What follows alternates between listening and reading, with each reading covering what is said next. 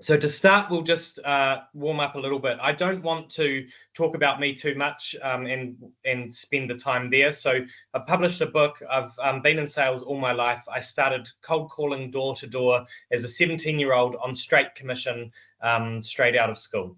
So I know it inside out and upside down.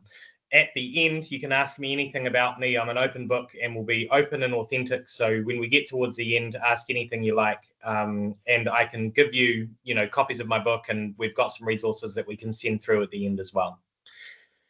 So the first thing that I want to say, and the first thing that you can write down, hopefully you all have a pen and paper. What I've observed over years and years and years of sales and coaching sales teams and helping businesses with performance is that it's the structure of a salesperson's day that sets them free to succeed. So the structure of someone's day is arguably the most important thing in sales. So I'll talk a little bit more about that. I'll ask a question. Who starts their day by checking their email? Now you can chuck thumbs up in the chat box or something if you like to answer that. Who starts their day by checking their email? Now, this is one of the most common things that I see. So the answer is no, don't do that. All right. If we're talking about salespeople, or if you're a business owner and sales is an issue or a focal point for you right now, never start your day by checking your email. And you're sitting there saying, well, why? We've got customers to respond to and things like that. The fact is, and I've said it already, structure is the most important thing in sales. And when you start your day by checking your email, you become a ping pong ball for all of the things everybody else wants from you. But the thing about sales is it's a cumulative and consistent effort. And if you start your day with a plan and with a structure and work on the right things from the beginning, from the moment that you start, you'll set yourself up for success during the day. So don't be a ping pong ball. Don't start your day by answering your email. Start your day with a plan. There's two types of people. There's the type of people who like to get into work, make a coffee, and then come up with their plan for the day. And then there's the type of people who like to finish their day by writing down the list and the plan of the things that they want to do the next day so that they can leave it all out of their head when they go home. Either one is fine, but you start your day with your plan. And here's a thing for you to think on, and I'll get you to write this down. What is one thing I can do today that will have the biggest impact? And if all you do every single day is start with that question, what's the one thing I can do today that will have the biggest impact? It might be a phone call you can make, or a meeting you can have, or a proposal you can finish, or an email that you can answer. It may be driving across town and walking into someone's showroom, whatever it is. What's the one thing I can do today that will make the difference? And you start there, because then no matter what ping pong ball activities happen to you throughout the rest of the day, you know you've done the high value activity that's best going to change your results. Now, I hear people talk about asking help with motivating their salespeople. The thing is, motivation is fleeting and it's a waste of time. There is always going to be days when you don't feel like it. You as the business owner have had days when you don't feel like it. I have days when I don't feel like it. We all don't feel like it. But it's not motivation that leads to success in sales. It's discipline that leads to success in sales. So if you write down only one thing and one word from today, it's discipline. Discipline is what creates success in sales, not motivation. So salespeople would do well, and business owners would do well to think of their salespeople in this way, is to think like an athlete. An athlete turns up to training whether they like it or not, whether they feel like it or not, whether they're tired or not. They turn up and they train. They know their numbers. They know what they're working on. They know which number they're trying to move and what number they're trying to improve. They know what they're doing with their diet. They know what they're doing with their nutrition. They know what they're doing with their sleep. They know what the plan is for their training that day. They know when they're resting. They know when they're having their lunch break. Everything about an athlete is constructed for performance in the right moments. And this is really what sales is about. Sales is about doing the things that are going to set you up for success, the structure of your day, your discipline, how you show up, what you work on, how you improve yourself, the numbers you track. All of these things are what make a successful salesperson. So part of sales then is understanding yourself, or if you're the manager or the owner of the company, it's about understanding your team and what are the capabilities that you've got to work with here. So what I'm going to do is I'm going to show you two real profiles of real people that I've coached, and I'm going to talk you through each profile and the differences between the two. So this is salesperson A. Now this is a profiling tool called Finx. It is spelt Finxs, and I'm one of the few people in the country trained in this particular profiling tool. It's designed by the same people out of Finland that designed the eDisc framework, which is based on Carl Jung's 4-quadrant psychology model. So Finx is not based on that quadrant model, but it's designed by the same people. And actually, I can show you shortly a tool where I can overlay the two types of profiling and show you what kind of person you're dealing with and what kind of sales role they'll be useful in. So I'm going to get deeper and deeper on this and literally show you how to do this stuff. But first, I want to tell you about two different salespeople and what I see when I assess the capability of a salesperson. So this here is the executive summary of the profile of salesperson A. Now what you can see here is two colors, green and yellow. And the green is what we call a salesperson's natural capability. These are the born with skills.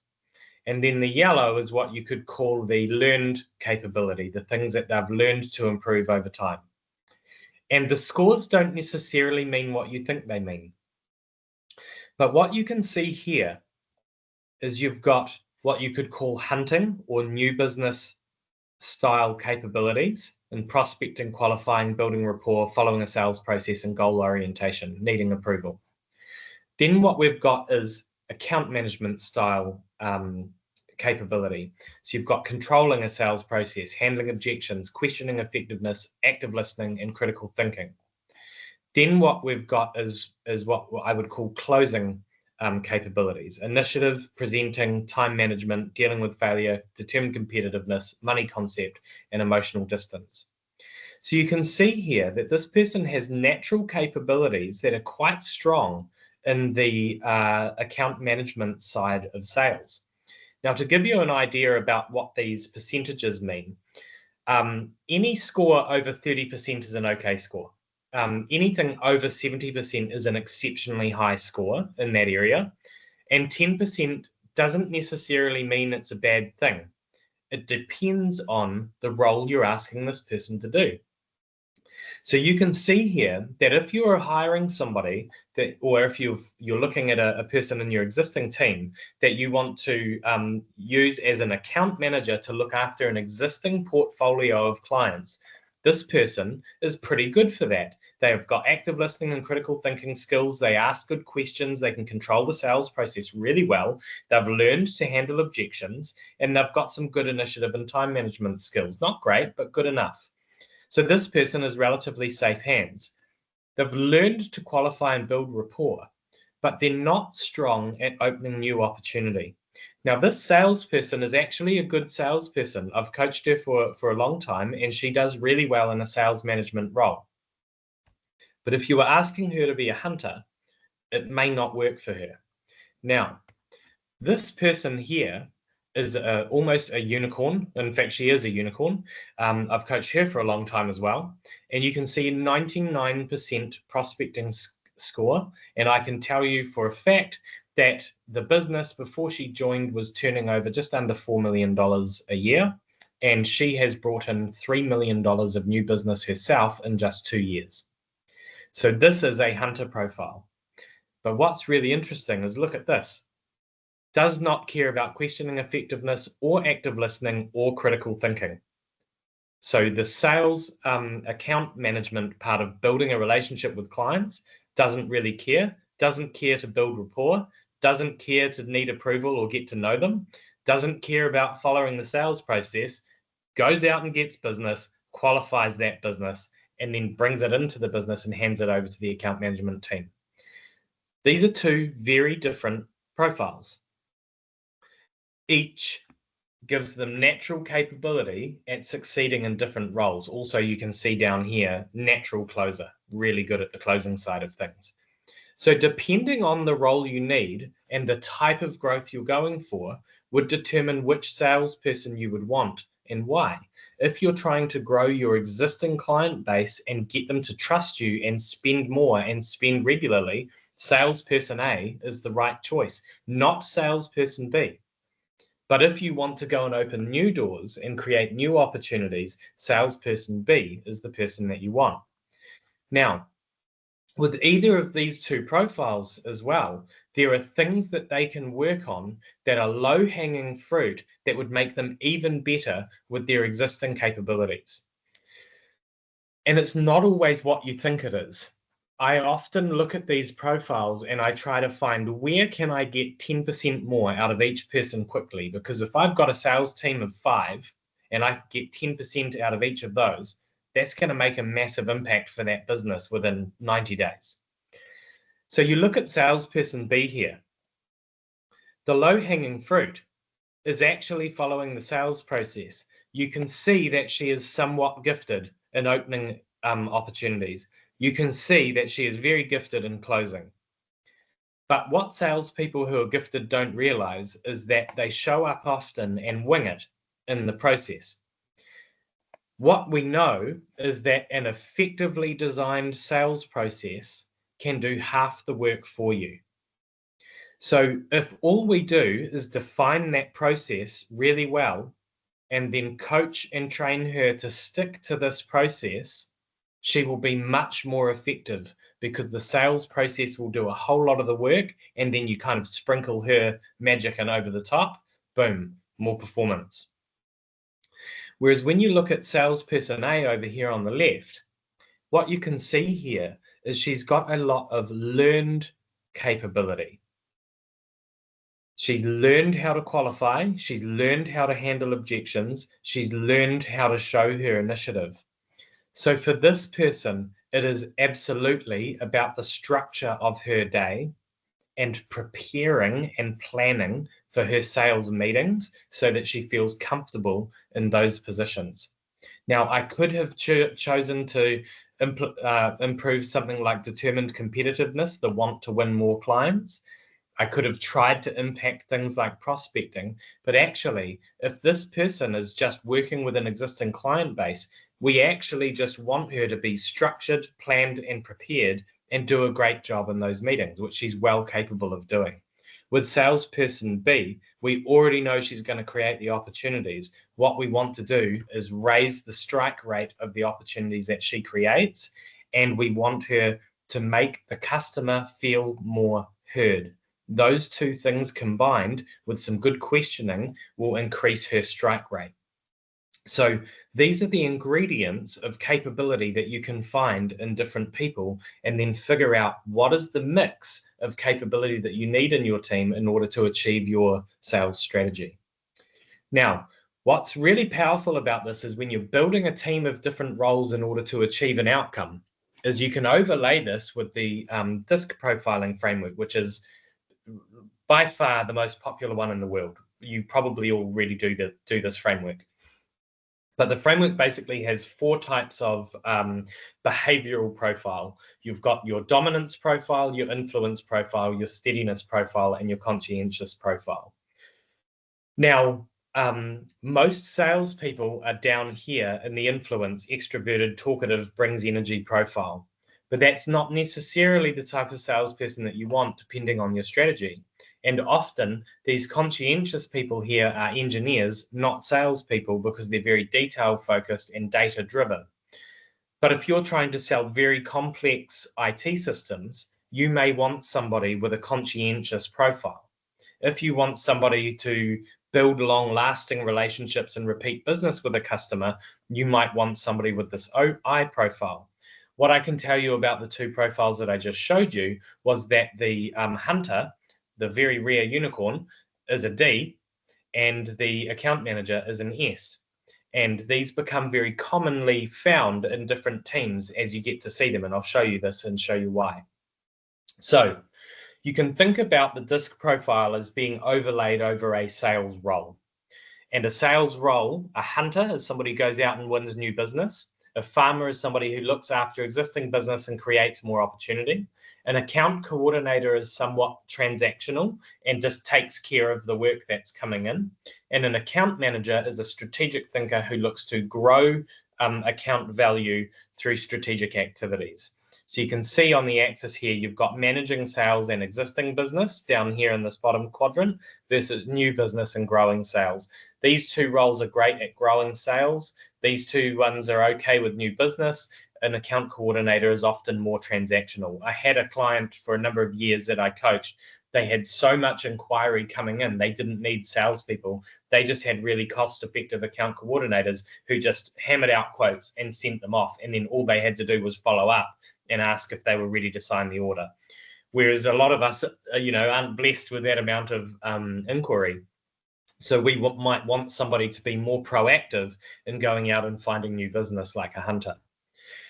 So there was a big body of research done for a number of years, and it was turned into a book called The Challenger Sale. And by this, what I would say to you is in the last 20 years, this is the book with the most research and the highest number of participants in the research, in the thousands and thousands across the world, but mainly the US.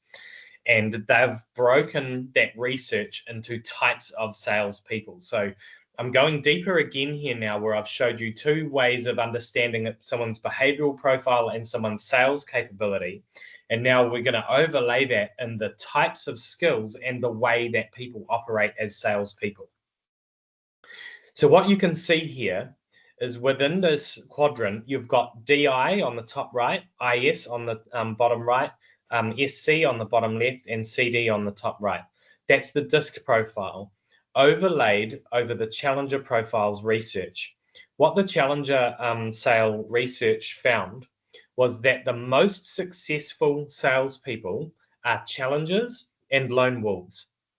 Lone wolves are the types that go out and win the big deals, but they don't follow the rules, they don't fill in the CRM, they don't do as they're told, and they don't follow the sales process. So salesperson B, the profile that I showed you before, she's absolutely a lone wolf, and she's awesome at going and winning new business, but doesn't necessarily follow the same rules as the other salespeople in the team. She's outsold all of them by miles.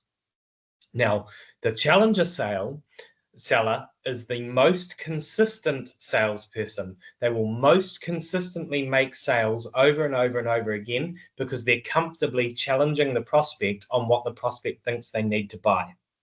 The next most successful sales profile is the relationship builder, because by building a good relationship, they'll end up creating business. But by far, the challenger and the lone wolf outsell the rest of the profiles. The reactive problem solver is not somebody that grows a business. They are just transactional.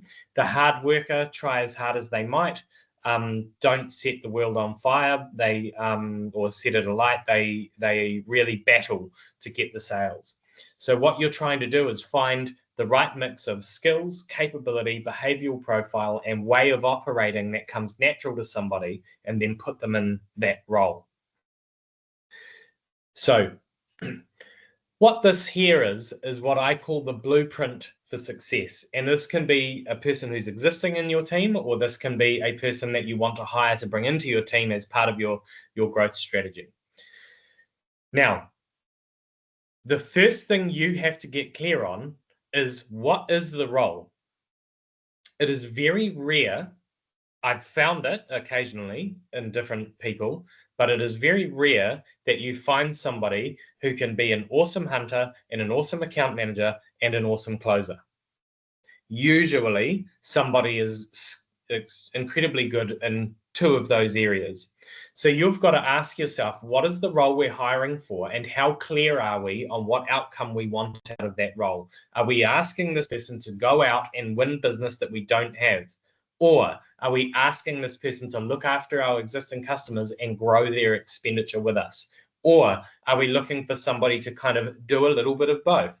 Or do we have enough inquiry coming in where this person just needs to be transactional? Or do we just need a really strong closer to close that work? How clear are we on the role? Then we need to ask the question, based on the role that we're asking somebody to do, what skills does that person need to have? Because they either need the experience or you have to have the ability to teach them those skills. So are you any good at teaching new business activities? Or are you any good at teaching account manager activities? Or are you really good at teaching closing? Because if you can't teach it, you need to find somebody that already has it. If you can't find somebody that already has it, you need to get somebody to teach people how to do it. So the skills, the first thing is, does this person align with the role? The next thing is, do they have proven ability and skills in the areas that will make that role successful? The next thing we do is we go, do they have the DISC profile, the behavioral profile that will set them up for success in that role? And do they have the natural sales capability that would see them be successful? If they don't, can we improve those areas in that person? And then last, but absolutely not least, do they fit the values of the company? Because if you get a lone wolf that doesn't fit your values, they can be an awesome salesperson, but then disrupt your culture. So you still need to get the values part right. So this is the blueprint for getting the right people working in the right roles within a sales team. Now, if you have a sales team, equally, you can look at that sales team, find the low-hanging fruit, and improve those areas so that as a team, the sales team becomes more successful. Now, the thing about a salesperson is they are the most scrutinized person in the whole company. Who else in the company is judged week after week and day after day on how much revenue they're generating, how many sales they're doing, what meetings they've got booked, what they're doing with every minute of the day? Salespeople have the hardest job in the company, and I will fight anyone on that. You could argue maybe the CFO or the CEO has a harder job, but no one is scrutinized more than salespeople. But here's the thing. Salespeople get rejected the most out of anybody in the business. So we've really got to understand what is the structure that can set the salesperson up for success so we can let them loose to do what they're good at doing or what we need them to do, and then support them when they're having a tough time. So one of my friends owns a business, and he called me one day. He's not a client of mine, but he called me one day on my mobile, and he said, Logan, I hired a salesperson. I'm not a sales guy. I'm not a sales manager. I don't know what I'm doing. I don't have a sales manager. This guy was supposed to be an awesome sales guy. I've had him 9 months. I'm paying him 150 grand a year. He's not made a single sale. He said, what do I do? And he said, I don't even know what good looks like. Like, what should I be looking for in this person? And no one had asked me that before. And so instead of just answering straight away, I said, you know what? I've got some thoughts on that, but I'm going to go away and think about it. And then I'm going to come back to you with some ideas. So what I did was I went away and I called the best salespeople in the best teams that I was working with. And I asked all of them to tell me exactly what their day structures were. And what I found was really interesting. Consistently, the best salespeople book more than 15 meetings per week. So all of the salespeople that were exceeding their revenue or sales targets in the company were doing more than 15 meetings per week. All of their calendars were forward booked at least 3 weeks in advance. So most of their days were booked out 3 weeks in advance. They knew what time and what day was blocked out for them to do their calling or new opportunity creation. They never checked their emails constantly. They checked it at particular times of the day. All of them started their day with a to-do list. And all of their admin, things like filling in a CRM, generating reports for management that they're never going to read, and all of those other things that just waste time, they were all done outside of their golden time in front of clients. So you take a screenshot of this if you want, or write this formula down. But I went back to my friend and I said, this is what I've found. And I talked him through it. And he said, thank you. And about 2 weeks later, his salesperson quit. So the salesperson was clearly not willing to do this amount of activity. But either way, that was an okay outcome. So this is what good looks like in the best performers that I've worked with and the best teams that I've worked with. So that's what good looks like. Now, I'm just going to talk quickly about KPIs. How do you know if it's what the salesperson is doing is working? What are the right KPIs to have? How do you manage those KPIs? So I have a software tool that I built called Beyond, and what we do is we build a scorecard for each salesperson that has a red-green traffic light, which you can see on the right-hand side there. So what we want is we want a series of activities where we know that the activities are going to lead to a sale. The one thing a salesperson can't do is grab the prospect by the hand, force them to hold a pen, and force them to sign the proposal. But you can control all of the inputs up to that point. And what we want to do is put ourselves in the best position for success with the activity that we do to that point. So here's some examples. The number of presentations that a salesperson does, the number of coffees that they go and have with somebody, the number of networking events that they've attended, the number of proposals that they've put together after the presentations, the number of meetings, and then the number of calls. Now, simply put, all I do each week is sit down with this person and go, cool, which ones are in the red and which ones are in the green? And they go, cool, I'm in the green for my calls, I'm in the green for my proposals, I don't have enough meetings booked, and I don't have enough networking events booked. And I go, cool, what's the one thing we're going to work on this week? And they go, well, let's look at networking events. And then we lined up a bunch of networking events and we go, cool, we book those in, and then we turn that one to green. Now, every single week, we're picking an action and an activity that's going to improve one of those numbers. Just one, not all 7, just one. And then we leave them doing the activity that's already working. And what this means is week after week after week, they're improving one metric at a time. We use green traffic lights and red traffic lights because yellow traffic lights don't work. Yellow traffic lights is just a place for people to hide. They go, oh, I'm probably in the yellow. I'll try and get it back on track. Don't bother with those kinds of conversations. Be courageous. Are we red or are we green? If we're green, leave it and don't worry about it. Maybe check once a month whether it really is green. What we are looking for is for people to say, hey, I'm in the red on that one, and I could do with some support. Because sales is hard, they're getting scrutinized, they're getting rejected every day. Maybe they need some teams members to give them some ideas. Maybe they need a mentor to coach them and support them out of a sales slump. We want to identify the things that aren't working so we can train them, improve them, support them, and fix them. So take a screenshot of this or write a couple of these down if they're not what you use currently, but these are some more lead indicators of future success. Number of resources distributed, number of actions completed, number of events attendees. I had a client that if they could predictably get 40 people to an event every 3 months, they kind of had the pipeline that they needed.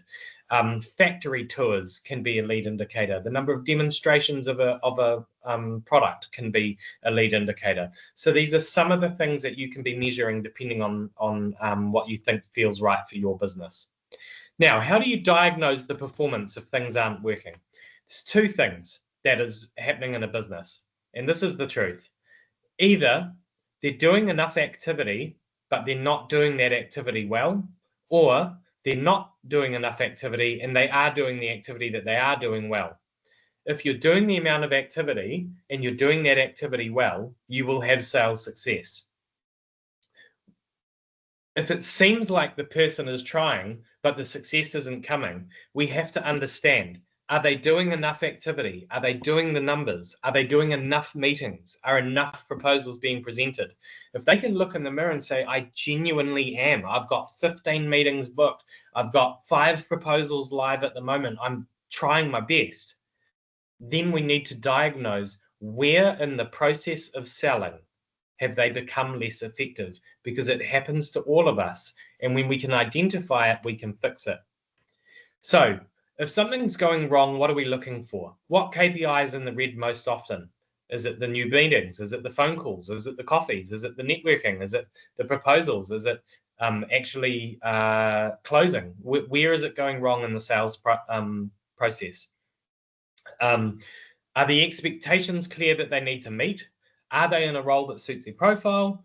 Do they know what success is each day? And this will surprise you. Most of the time, if I went to a salesperson and said, did you have a good day today? They can't tell me if they had a good day because they don't know what the measure is. Go back to that slide of the athlete. If you go to an athlete and you go, did you have a good training today? They will tell you yes or no, and you'll say why. And they will tell you whether they moved that number or not. Another thing is people will complain about underperforming salespeople all the time. Often, they've never asked them what they think the issue is. So try asking the salesperson what they think is going on. Now, what you can do is do ride-alongs and attend meetings as a silent observer. You can be a wing person where you take turns running the meetings to show them how it's done. And then once a month, you can review all the sales that you lost that you should have got and understand why, as well as looking at the sales that you won and why you won those. And when you run a cross-section across the ones that you lost and the ones that you've won, you can understand where things are being, where the ball is being dropped or where the process isn't being followed in the ones that you lost. Now, I'm sorry, but that's still true today, despite AI and automated emails and automated marketing and all of these other things. Follow-ups are not a good indicator of future sales success. You can't be a keyboard warrior. You have to go and do business with people if you're in sales. If you're in marketing, sure, go do your marketing. But if you're a salesperson, you've actually got to do business with people at some point. So that's just a cold, hard truth. And especially now with AI eroding trust in all the online spaces due to the volume of, automated outreach and things like that, decision makers like myself are getting more and more and more mistrusting of the online space that you're in because you just get hammered by all of these different styles of cold outreach. So actually, getting out and doing business with people is what's going to create the advantage at the moment.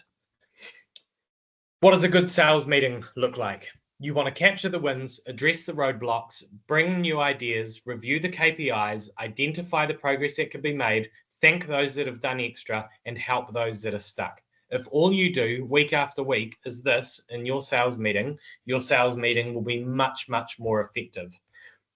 Here's an example of what I've found to be a really, really good sales agenda. Capture the wins for the week. Ask each salesperson what are the top 3 opportunities we're chasing this week. Ask them what happened with last week's top 3 opportunities. Did they close? Why not? What's happening next? What are the deals that are closing this week? Death by CRM is a terrible way to run a meeting. Just identify the deals that you think people can close this week. Once a month, maybe identify the ones that are stuck. What are the learnings that we've had in the last week? What issues do we need to solve to unlock that salesperson? What new ideas do we have as a team to identify new opportunities? Review last week's actions. What did everyone commit to doing? And then set one priority for every person for this week. Just one. What's the one thing you're going to focus on this week? And if you do this week after week after week, I promise you'll have a much more successful sales meeting. Now, issues bucket. I started working with a client. They had salespeople across New Zealand and Australia. Most of them were not hitting budget. A couple were. And I sat down in the first meeting with the team on Zoom, and my God, was it a whinge fest like I've never heard in my life. They came up with over 100 reasons why things weren't working. Instead of trying to combat it head on, I opened up an Excel spreadsheet and I captured 100 and something, I think it was about 113 line items in an Excel spreadsheet of the issues that they've identified that were affecting performance. And I kept that spreadsheet. And I worked with this team for a year and a half. And every single week, I went to the management of the company and I said, I need you to give me one or two. What 1 or 2 can we solve this week? And week by week, I reported back to the sales team of each one that we were solving week after week. A year and a half later, or just over a year and a half later, We had the first sales meeting where there were no more issues and no more excuses. And that was when the first sales meeting really started. So I would encourage you to capture an issues bucket, because sometimes there are genuine issues that are preventing performance. And if we can identify them and tick them off, that's great. But also, eventually, there are no more blockers and no more issues. And then we get to focus on performance. Here are some common mistakes in your sales meeting. Death by CRM, sucking the life out of the room with the revenue conversation. If week after week you're dragging people into the room to going, we're behind on revenue, we're behind on revenue, you're behind on your targets, you're behind on your targets, you're just destroying the confidence of the team. What we want to do is identify the number we're chasing. If you're behind on revenue by 40K, say, hey guys, we're chasing 40K. Where can we find that 40K? What's the average sale? 5,000. So we need 8 new sales this month. Where can we find 8 sales? Which one are we going after this week? It's not hard to turn the negative performance into a positive gain that you can chase. Discuss the input numbers, the things that they can control, not the outcomes that they can't control. And don't let the egos dominate the conversation. Follow a really strict meeting process and run that meeting like clockwork week after week. If your business is struggling with sales performance, this is what you need to focus on. Start with your sales meetings, then look at your sales activities and whether it's being done. Try to reduce as much admin from the salespeople as possible so that they can spend as much time as possible in front of new customers. Put the KPIs in place that you can track and put an activity against every single week. Coach them, but also ask for feedback. And lastly, but probably most importantly, review your sales process. Do you have a robust process that everyone can follow like clockwork? Now, if you're trying to close that gap and you've got a gap of 40,000 this month, the average sale is 1,800, you can work backwards with a sales calculator and figure out the exact sales numbers that you need to do every single day and every single week in order to be successful. And what you can see is that most of the time you want to be generating between 10 and 15 new engagements a week if that's your average sale. This stuff's not hard, and it's actually not that daunting. It is not hard to ask somebody to reach out to 3 new people a day. I'm sorry, if a salesperson can't do that, there shouldn't be a salesperson. They should be in a different position. So reaching out to 3 clients or contacts or opportunities a day is not hard. 15 a week is a bit harder. It adds up. But that's what it takes to be successful in sales. Now, if you don't have a sales process, this is what it should look like at a high level. There's more detail that can go behind this. But define each stage, and you should have 5 stages. If you've got less than 5 stages, you're rushing the prospect into a sale when they're not quite ready yet. Each stage should have actions that you're taking, but also actions that you're agreeing they're taking in between. That makes them jump through hoops, that shows that they're keen to do business with you. You need to identify the questions that customers come up with commonly at each stage. You need to identify the objections that they come up with at each stage, and you need to identify how they're feeling. Some people are really excited. If you're a car salesperson, for example, and you've got awesome cars like a Porsche or a Ferrari or something, if a person's a buyer and they're on the car lot and they're looking at a new Porsche, at stage 1, they're probably really excited, right? But then other people might be buying something that's a bit of a grudge purchase, and they might be a little bit pissed off that they have to buy it. If their toilet's broken down at home or something, they might be annoyed that they have to buy something. So what emotions are they feeling at each of those stages, and how do you need to handle that? What value is exchanged in each of those stages? So for example, why is it worth them going to the next stage of the process with you? Because if there's nothing in it for them, they're just going to fade away and drift off. At each stage in the process, what are you gaining agreement on? Okay, so what are you agreeing is happening next? And then with what happens next inside your business, that needs to be defined and mapped out so that it happens really smoothly and organically in between each stage. Now, this is a template. I can email you the template. So reach out to Sarah and let us know, or message me or whatever, and I can send you these resources so that you can use them. So that brings me right on time to the Q&A. So here's the stuff that you can get. You can do a trial of the software if you want it. I can send you an instruction manual on how to run your meetings. I can send you a leadership guide, which shows you about Beyond and how to run your strategy through your people. I can give you the sales process template. And if anybody wants to catch up with me, I'm happy for you to catch up with me. So with that, Sarah, I will close my presentation and I will hand over to you for questions. Absolutely. So everyone, there's still plenty of time to pop in questions. We've got 15 minutes. So if you have any questions or even some stories that you think are relevant to what you've heard, jump into the Q&A up the top there and just pop things through. So we've had one question come through in the Q&A tab just saying, are those actual numbers for KPIs on the scorecards per week? 20 calls to lead to 15 meetings per week. That conversion percentage is impressive. Yeah. And it can depend, right? Because again, if you come back to the willingness of the target that you're going for, if you've got a product or a service that people really want versus a product or service that's a grudge purchase, it can change those numbers. The numbers also change depending on the capability of the salesperson. If you have somebody that's awesome in that running a meeting and conversion style, they might not be so strong at the closing part, or they might not be a great presenter, or they might not be great at kicking the door in and creating the opportunity. But they change based on the person, they change based on the company, and you're right, in that example, it's a good conversion rate. It can vary, but you can use the calculator to figure out what it needs to be for your team based on that capability. Also, you can profile those people, and I can see in the chat there, somebody's asked about making coffee a regular event.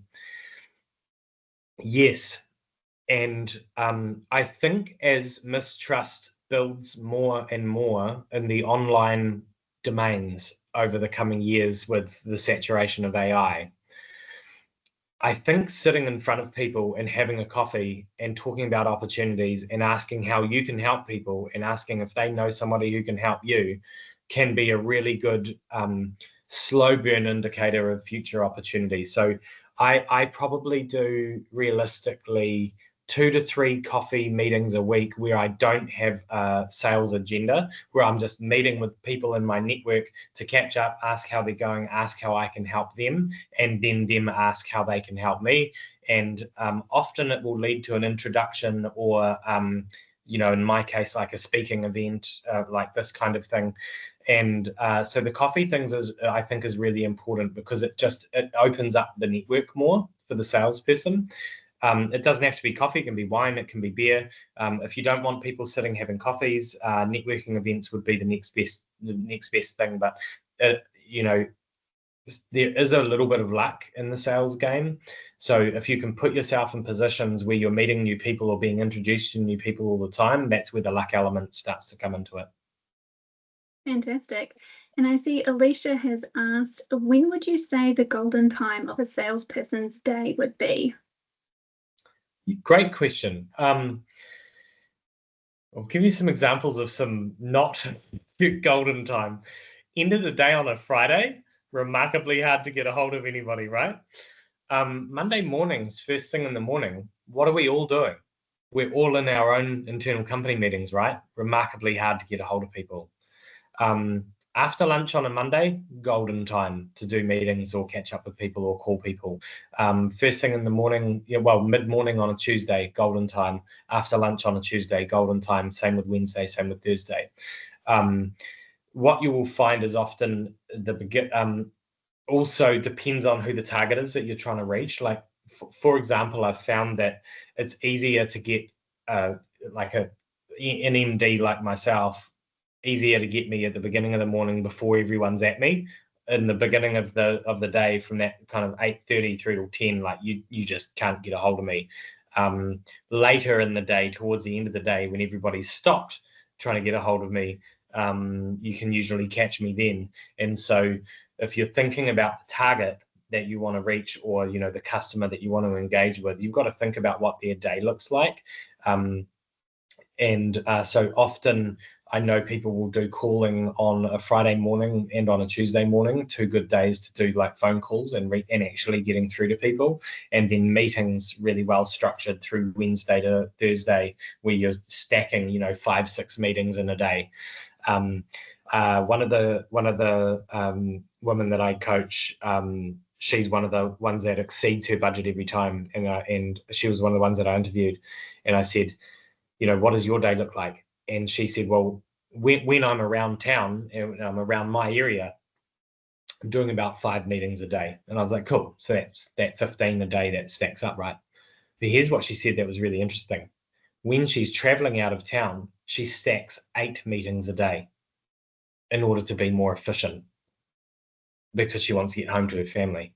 And I'm like, that's just wicked. Like, that kind of level is next level. I do that a number occasionally, but that's a high work rate. I had another salesperson, and she was at 30% of budget and had never gotten higher than 30% of budget. And when I interviewed this person, they said, I said, how many meetings a day can you do? And they said, oh, I'm so busy, I can only do like 2 or 3. So take from that what you will. One of the other salespeople in the team was doing 5 or 6 a day and meeting their targets. So the business owner and myself said, well, you have to do 5 a day.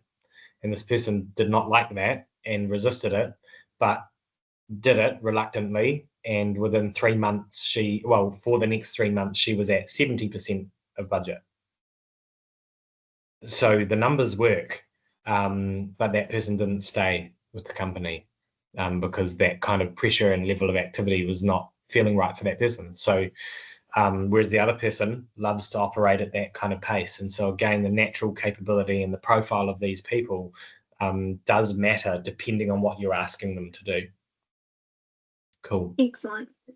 I see Nick's also asked, if it were up to you, would you budget for an SDR focused on cold calling or pump that dollars into digital marketing? It's an interesting one. Yeah, it's a really good question. I'm deliberating how I answer this one, to be honest.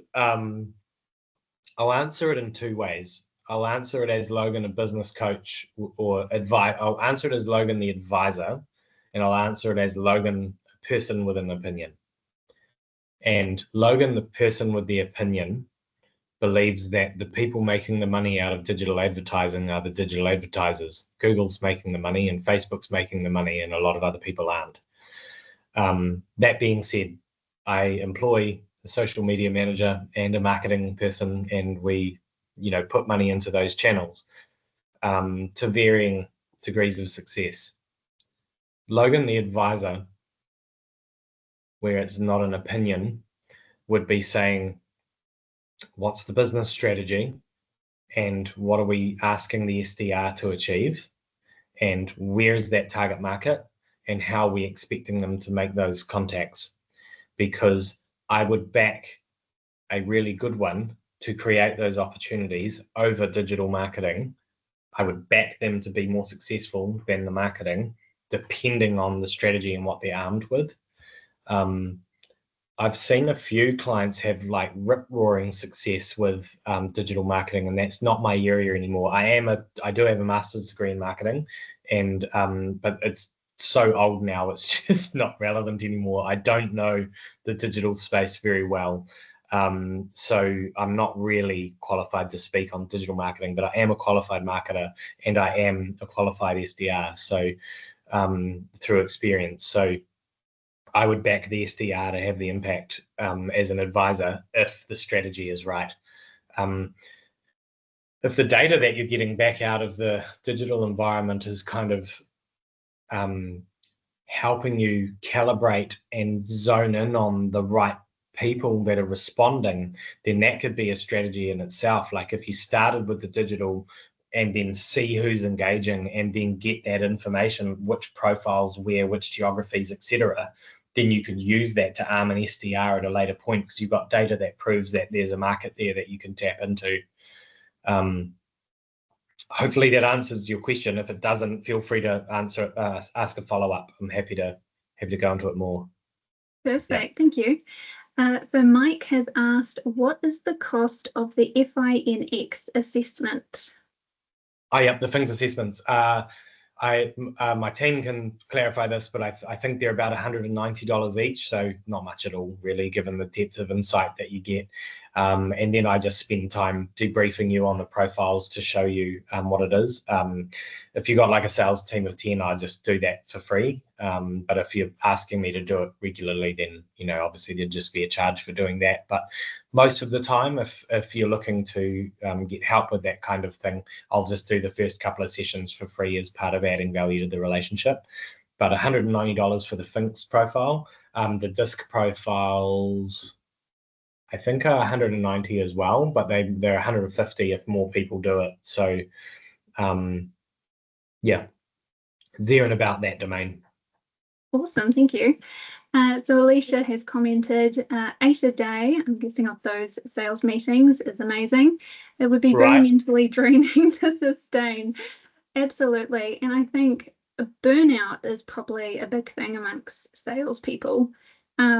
What do you think would be a good strategy for managing burnout in a sales team? Is it individually based, or how do you view it? Yeah, it's a really good question. And I think the word burnout gets thrown around too easily and too lightly, because true instances of burnout are catastrophic to an individual. It's a lot of people are just tired, or not eating right, or not going to the gym, or not managing themselves well, or are just experiencing stress. And we all experience stress at different times, right? So burnout's a real thing, and I've absolutely experienced it or seen it in people. And so I'm not playing it down or diminishing it. It's a real thing, but it gets used too lightly as a term these days. 8 a day is a lot, and she's a total weapon. But what's driving her to do that is the desire to get home to see her family, and instead of having to stay away in another geography for too long, right? So there's an element of replenishment to her by getting home to have dinner with her family and see her kids and things. So that's one driver. In my observation, the salespeople that act like athletes are the ones that are able to manage that the best, and that is nutrition, sleep, morning schedule, daily schedule, to-do list, how you set yourself up for success. So I train every single day in the morning before I start or do anything, or have breakfast, anything. I go and I train first thing in the morning. I eat the same thing. I have a prescribed nutrition plan. I have a personal coach that coaches me on nutrition and wellness and things like that. I have a business coach that coaches me on business as well. So I eat my own dog food as far as I pay other people to coach me too, because I believe in this stuff. And everything that I do is incredibly structured through my calendar, weeks and weeks. My calendar, just for your information, is booked out usually 6 to 8 weeks in advance. And so I know for the next 2 months what I've got on, and I prepare myself for success every single day in order to deliver on those things. I don't try to do 8 in a day, if I'm being honest. I do less than that, but I do try to be quite consistent. Share an anecdote that was very personal to me, that might help explain it a little bit better if it seems like I'm being a bit flippant about it. So I'd worked on this deal once for a number of months. I'd cold called the company. It was worth nearly $1 million to me, and I'd created the opportunity myself. I got the opportunity, and I was in a competitive quoting situation. I worked really hard on the proposal, and it was with a company in Australia. And I made the mistake of emailing the proposal instead of presenting it in person. 2 weeks later, I hadn't heard anything, and I'd followed up and I'd called, and you can hear all of the mistakes I made. I know that, but I didn't hear back. And then I finally got through to the reception, and I was like, I put this proposal through. I haven't heard back. What's going on? And they were like, oh, that person left the position. I was like, oh, okay, well, what's happened? They're like, well, the new person is in the position now. Do you want to speak with her? And I said, yeah. So I got put through, and she said, oh, yeah, no, I didn't have time to read your proposal. And I said, okay, well, when are you making the decision? And she said, I've already made the decision. I went with the other supplier. And I just, like, my hand was shaking. I just hung up the phone, and I'll be honest, I sat in the car park in my car and cried because I was on commission only. I was not winning the deal. I was not able to make my rent. It was a tough outing. I was very young. I was in my young 20s. And that just smashed me. And so that was a bad day. And I went home, and my girlfriend was there at the time. And I walked in the door, and she could just see, like, I was just wrecked. She could see my face. She could see the stress. She could see the pressure. And she was like, oh man, like, this is bad. Like, how's this guy going to recover? And then the next morning at 6 o'clock, my alarm went off, and I leapt out of bed, and I went and trained. And then I came back, and I put my mental uniform on of clothes. And then I ate my nutritious breakfast, and I went into the office early, and I started cold calling at 7 o'clock. And by 10 a.m., not 7 o'clock, 7:30, by 10 a.m., I've made 15 cold calls. And within the next couple of days, I made a different sale. It was only $30,000, but it was a start. And that structure, that discipline, that showing up and doing the activity you need to do is what makes the difference. And there's confidence that builds in that, because you can have a really bad day and just accept that day was a loser. Stop calling, didn't work, that day's trash. But the next day, what's the one thing that I can do today that's going to make the difference? Who's the coffee? Where's the phone call? Which is the networking event? Which proposal am I following up on? Who am I asking for an introduction to who? What's the one thing that I can do today?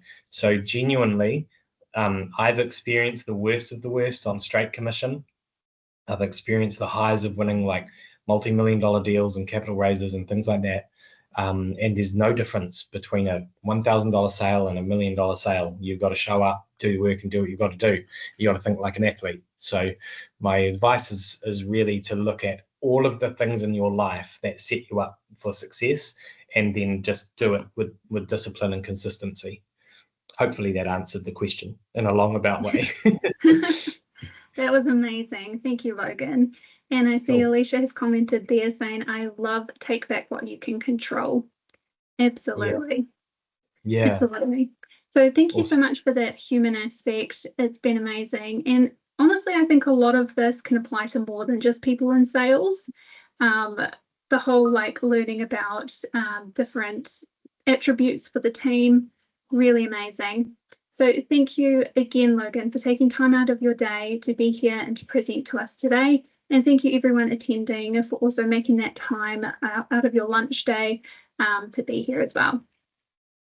Thank you, everyone. So we will be sending through an email with the webinar recording and some resources as well. Later on, it will either be tomorrow or potentially early next week. So you can share those with your team or anyone who wasn't able to attend this session today. So thank you again for taking the time, and from SANS, ka kite anō.